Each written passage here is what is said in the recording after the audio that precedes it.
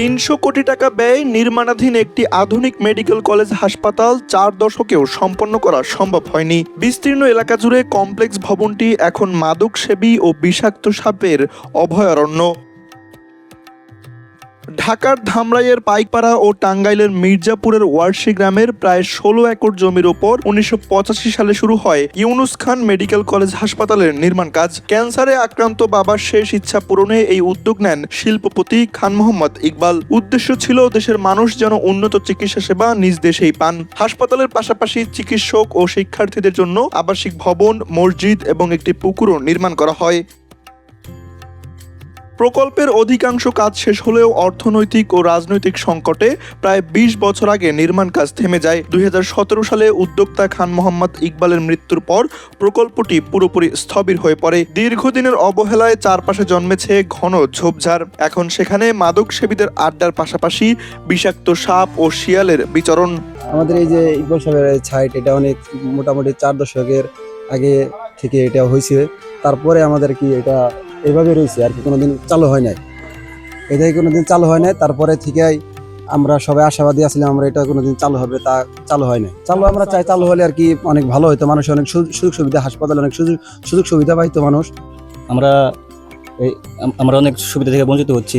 এই হাসপাতাল যদি চালু হতো তাহলে হয়তো আমাদের এলাকা থেকে যে রোগীরা আছে তাদের সাভার বা ঢাকায় যে চিকিৎসা নেওয়ার প্রয়োজন ছিল না। তো এই হাসপাতালে না হয় আমরা এসব আমাদের রোগীদের দূর দূরান্তে যেতে হয়, তাদের একটু হয়রানি হয়। এলাকায় যদি হাসপাতালে থাকতো এলাকার মানুষের অসুবিধা হতো। এই ভবনটা আপনার অনেক দিন যাবত পড়ে রয়েছে। আমরা পরিত্যক্ত অবস্থায় দেখতেছি আপনার অনেক মনে হয় আমাদের জন্মের আগে থেকে দেখতেছি। এখন বর্তমান পরিস্থিতি আপনার নেশা খুব আড্ডা হয়ে গেছে, নেশা জাতীয় অনেক মাদক সেবীরা এখানে আসে। এটা করতে চাইছিল, সে মারা যাওয়ার পরে এটা চালু হইতেছে না। সরকার এটার ব্যাপারে যদি কিছু দেখতো, সাহায্য সহযোগিতা করতো, তাহলে এটা অন্য চালু হইতো। এখানে আসলে যদি এটা চালু হয় তাহলে ধামরাই মানুষের উপকার হবে তথা মির্জাপুরের মানুষের উপকার হবে এবং ঢাকার এই সেট অঞ্চল এলাকার যে মানুষজন থাকবে তাদের দুর্ভোগটা একটু কমে যাবে।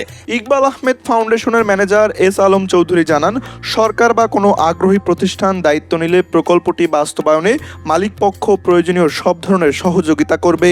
এটাকে মেডিকেল কলেজ বা হসপিটাল, ক্যান্সার হসপিটাল রূপে যদি প্রতিষ্ঠিত করার জন্য আগে আসে তাহলে পরে ওনারা স্বেচ্ছায় সেটা গ্রহণ করবে। স্থানীয়দের আশা, হাসপাতালটি চালু হলে ধামরাই, মির্জাপুর সহ আশপাশের কয়েকটি উপজেলার মানুষ বিশেষায়িত চিকিৎসা সেবা পাবেন। এ বিষয়ে প্রয়োজনীয় সিদ্ধান্ত নেওয়ার প্রক্রিয়া চলছে বলে জানিয়েছে উপজেলা প্রশাসন।